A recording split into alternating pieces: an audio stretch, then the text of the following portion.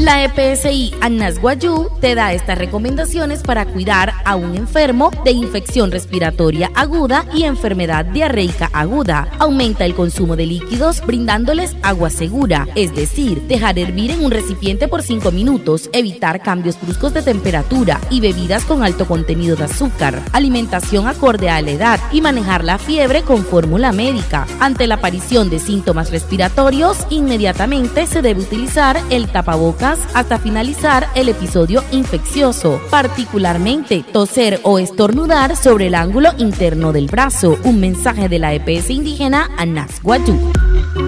Oro te peseka hopna te etaka o te itaka nanana te pichkanairu aseshi wanepi shakaras arakahne esto buena sanhatka wanepi es pura otano shayo neinaya na te pichkanairu es pura kaiha irme kaika o ta soitaras menos huya pushu te casa sashka te postiaska to hotka ai mahnes nouri otanaya apne esten nekenka te na sanka maka nouri se te casa ihaka namu no shuri te na panan kerwane ali hono doktor namu otam sitra Namates mare ren suri santa en cheche ruina es moto tuina uri mayen en estuma te mauria outka na te pitch araten kana suri piyama huya otoyura urayo ono heshi asheu heshi ro shoko inatuna suri e usuara ka gente shonutka namoina na ana gono na pushkana